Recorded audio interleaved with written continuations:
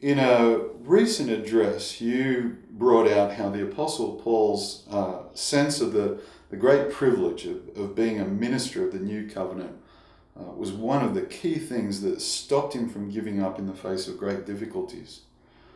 Would you care to reflect on your own experience and what has sustained you through the years of ministry as a pastor and a teacher of God's Word?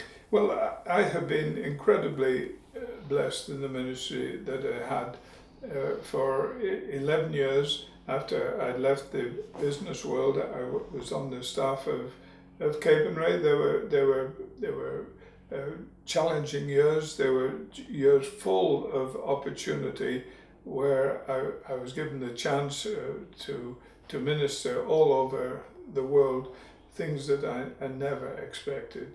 But then after 11 years, we were invited to pastor a church in America, and for 30 years we were there, and it was a blessed time.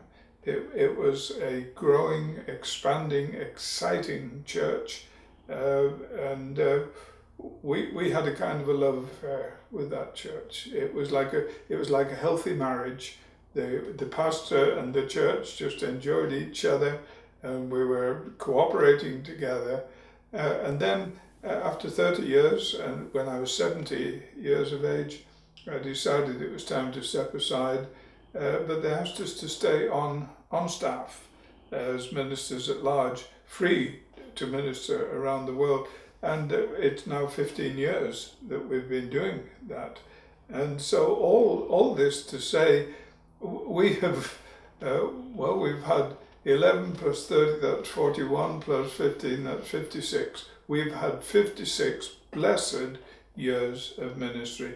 And by no stretch of the imagination have I gone through the sort of things that Paul went through.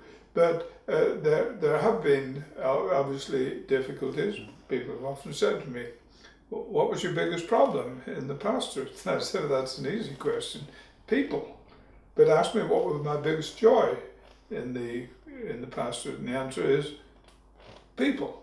If we could just get people the way we want them, the way we think they should be, just like me, then we would have a paradise. I don't think so. And so we're always going to have tensions on it, we're always going to have difficulties. And when we do have difficulties and we experience discouragement or personal hurt, or people turn on us, or people reject us, these are very personal things.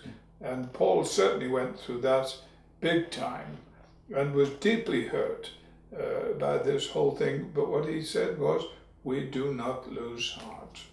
And one of the reasons was because of his enormous sense of privilege, that the new covenant had been revealed and explained to him. He'd bought into it, and then God had said, now go and teach it, now go and preach it. And he said, what an incredible privilege. And I've always focused on the privilege when I've run into some rough waters on occasions, but it's been very, very, very infrequently.